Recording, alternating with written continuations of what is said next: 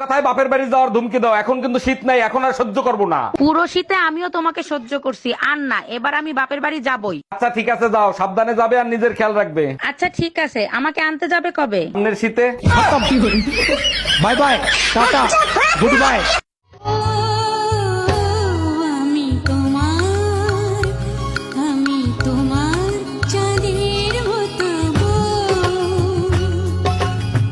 কি জাদু করেছো আমাকে। কথা শিখতে একটা মানুষের মাত্র 2 বছর সময় লাগে, কিন্তু কোন জায়গায় যে কি কথা বলতে হবে সেটা শিখতে একটা মানুষের সারা জীবন কেটে যায়।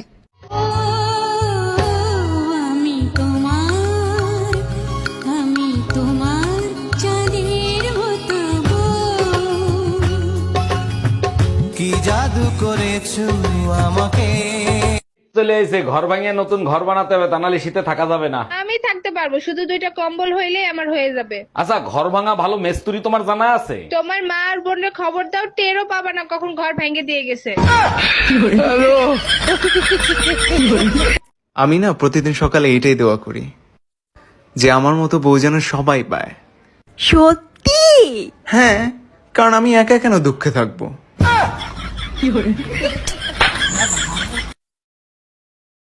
আচ্ছা বলো তো, একটা ছেলে আর একটা মেয়ের ভিতরে বড় ব্যবধান কোথায়? আরে বোকা, একটা মেয়ে 9 মাসে একবার মা হতে পারে। একদম ঠিক বলছো, এই কারণেই তোমাকে নিয়ে আমি গর্ববোধ করি। আর একটা ছেলে চাইলে 9 মাসে 270 বার বাপ হইতে পারে। হ্যালো গুগল, প্রচন্ড শীত পড়ছে, এই শীতে নিজেকে রক্ষা করব কিভাবে? বউর কাছে শ্বশুর বাড়ির বদনাম কর, তোর গুষ্টি শুদ্ধ গরম করে দিবে।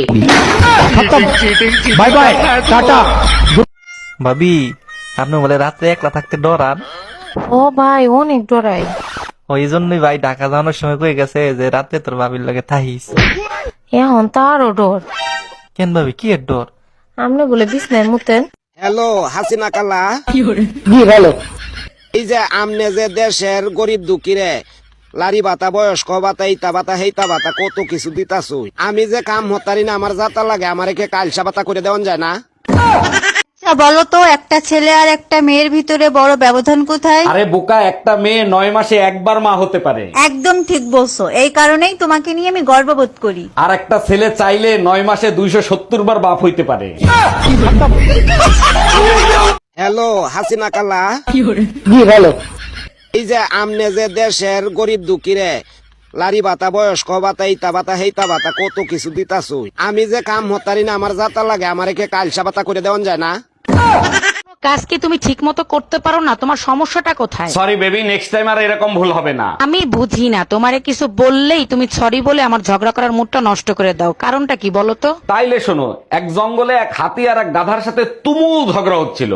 ঝগড়ার কারণ হয়েছে গাধা বলতিছে আকাশের রং লাল আর হাতি বলতিছে আকাশের রং নীল। অনেকক্ষণ ঝগড়া হওয়ার পর দুজন মিলে সিদ্ধান্ত নিল বাঘের কাছে নালিশ দিবে। বাঘের কাছে তারা দুজন গেল, বাঘ সবকিছু শুনলো, শুনে বাঘ হাতিকে সাজা দিল। তখন হাতি বলল, আমি তো সত্য কথা বলছি, আকাশের রং নীল, তাহলে আমাকে সাজা কেন দিলেন? তখন বাঘ বলতিছে, তুই জানিস ও গাধা, তাইলে তুই ওর সাথে তর্ক কেন করতে গেলি? তার মানে কি বলতে চাও আমি গাধা? पता चला दिल लग लेके मैं पता नहीं